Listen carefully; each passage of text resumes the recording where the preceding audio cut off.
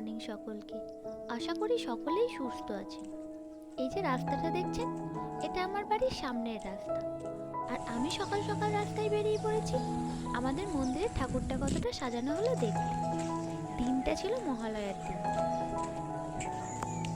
এই দিনের মধ্যে ঠাকুরটাকে পুরোপুরি সাজানোর চেষ্টা করা হয়, যাতে শুধু 4 দিন না, বেশ কটা দিন ধরে মন্দিরের ভিতর মাকে নতুন সাজে দেখা যায়।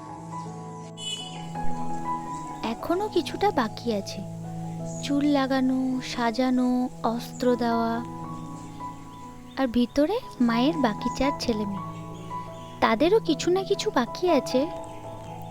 আর হ্যাঁ, এবারে আমাদের মন্দিরটা নতুন তৈরি হয়েছে, তাই আজ তার বেদি পুজো আছে। যেখানে ঠাকুরটা রাখা হবে সেই জায়গার অভিষেক হবে। আর এদিকে প্যান্ডেলের কাজও শুরু হয়েছে। এরপর আমি সকাল সকাল স্নান করে ঠাকুর ঘরে চলে এসেছি ছোট পিসিমণিকে একটু হেল্প করার জন্য। সব কিছু একা হাতে করছিল তো, তাই। জানেন, আমি যখন স্কুলে পড়তাম তখনকার মহালয়ার দিনগুলো বেশ অন্যরকমভাবে কাটতো।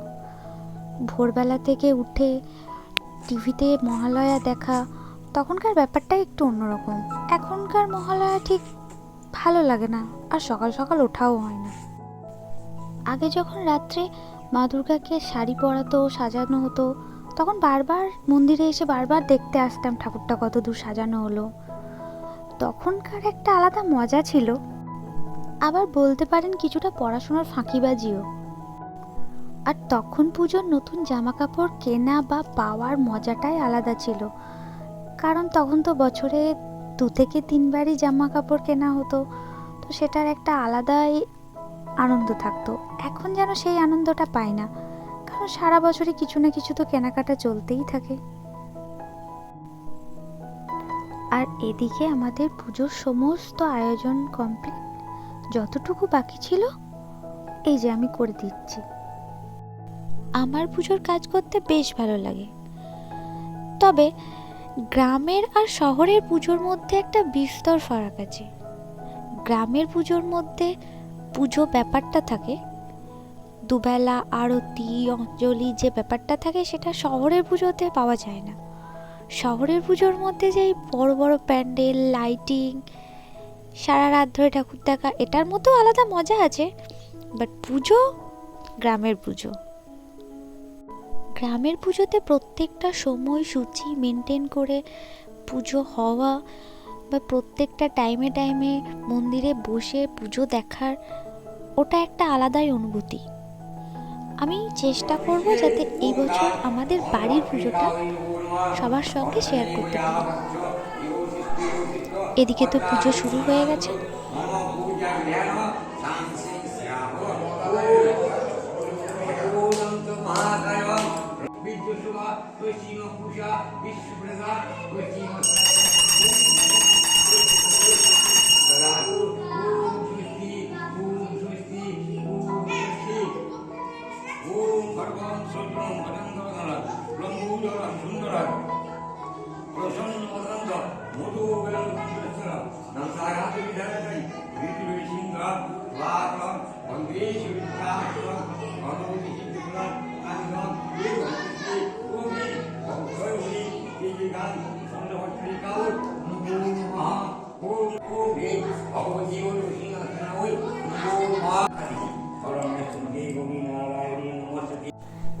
ব্যাস, পুজো শেষ, এবার প্রসাদ বিতরণের পালা।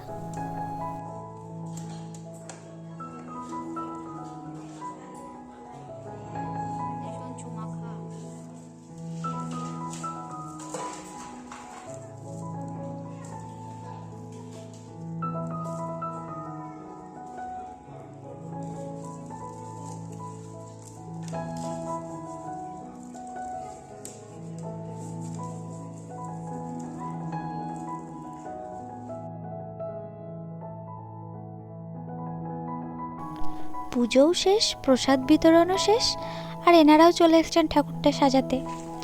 আর ওই দিন দুপুরবেলা আমি চলে গেছিলাম বোলপুর আমার বান্ধবীর মেসে। কয়েক মাস পর আবার বান্ধবীদের সঙ্গে মিট করা, প্রচণ্ড এক্সাইটেড ছিলাম দুজনেই। রিয়াকশন দেখলাম। আরও একজনের এন্ট্রি।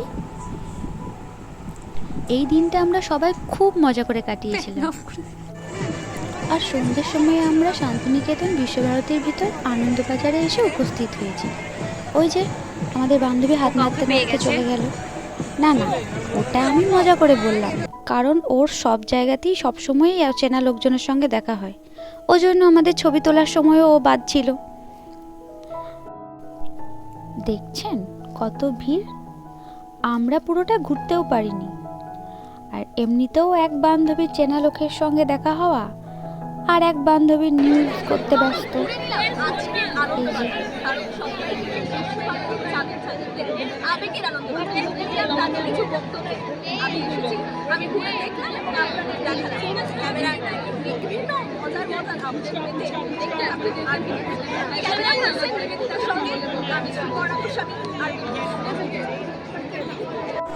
আর এক বান্ধবী এই যে ওর নিউজের ভিডিও করে দিচ্ছে। এখানে প্রত্যেকটা ডিপার্টমেন্টের স্টুডেন্ট, সিনিয়র এবং জুনিয়ররা মিলে কোনো না কোনো ধরনের স্টল দেয়, সেটা খাবারের হোক বা হাতের তৈরি নানা রকম জিনিসপত্র থাকে, এবং সেই জিনিসগুলো একটু বেশি দামে বিক্রি হয়, এবং সেটার যে লাভটা থাকে সেটা পরের দিন তারা ডিপার্টমেন্টে জমা দেয়, আর সেই লাভটা কোনো না কোনো এনজিওতে ডোনেট করা হয়। বা আবার লাস্টে কাশফুলও ওড়াচ্ছে, এই হলুদ লাইটে কি সুন্দর লাগছে তাই না?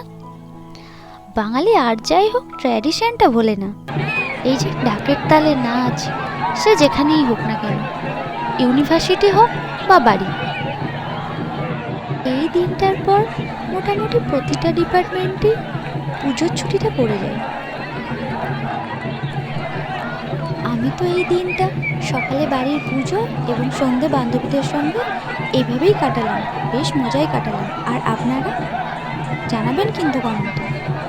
তাহলে আজকে আমি আমাদের কিছু ছবি দিয়ে ভিডিওটা এখানেই শেষ করছি। ততক্ষণ আপনারা সুস্থ থাকবেন, ভালো থাকবেন, টাটা।